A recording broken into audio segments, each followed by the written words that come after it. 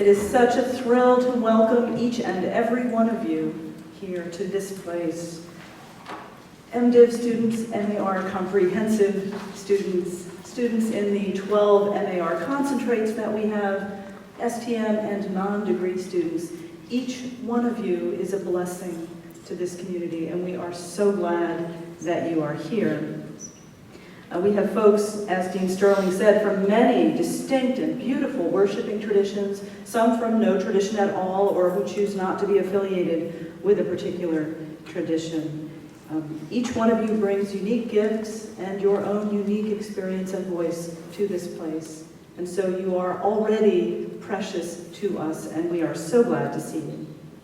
But I want, for now, just very briefly, to share 3 things that I learned when I was a student here. I've been here forever, since 1991 as a student, and have never left, just clung to the nest with my feet, my little bird feet, forever. So, 3 things that I figured out afterwards that actually no one told me when I was a student here, and I kind of wish someone had told me. I'm going to share these with you now. First, I was an entering MDiv student, actually. And as an MDiv student, I was enchanted by the richness and depth of the MDiv curriculum here. It's amazing. I love our MDiv curriculum. I was also daunted because I could not be an expert in all of these different conversations. I wanted to be, and I couldn't be. So I want to say this to you as my first offering to you today. Give yourself permission to be a beginner in these conversations. You don't need to be an expert. You might feel like you do if you're in the classroom and this wonderful peer over here is using these fancy words you've never heard of, right? 4 or 5 syllable words, 6 syllable words. And you might also love something that's been a part of your life for years and not have the technical language yet to share your wisdom, right? That's okay. Give yourself permission to be a beginner. My second experience was switching to the MAR in Hebrew Bible, and I loved the penetrating depth of the studies of Hebrew and Greek language and the study of interpretive methods in Scripture. But I was also daunted because I experienced acute pressure to excel among all these brilliant students who were vying for really very few slots in doctoral programs. So it was wonderful, and it was actually terrifying also. So out of that, I want to share something that no one really ever told me. Trust your unique gifts and your voice.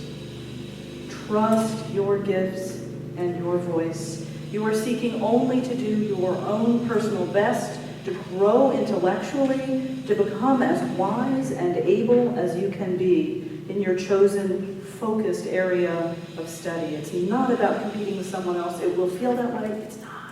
It's really not. So trust your voice, trust your gifts. Third, and with this I'll close, because of the way my journey unfolded, I knew a lot of MDiv students and a lot of MAR students, and I felt affection and connection to both of those ways of being here vocationally. So it was diverse and fascinating, all the different vocational goals in this place, and I loved that. But sometimes it was hard, because we didn't all have the same goals necessarily in the classroom, or in chapel, or in any other place, right?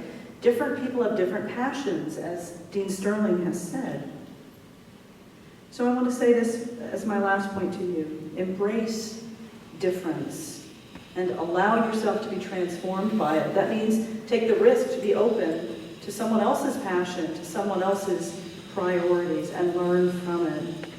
You may never again have such a fantastic chance to learn and sing and struggle alongside people who share so much with you and who maybe share so little with you from your life experience. It's a real blessing, although it can sometimes be challenging. So my 3 points again. Please give yourself permission to be a beginner here. Please trust your gifts and your voice, and embrace difference. And I promise you that you will be transformed, and we together will be transformed by that.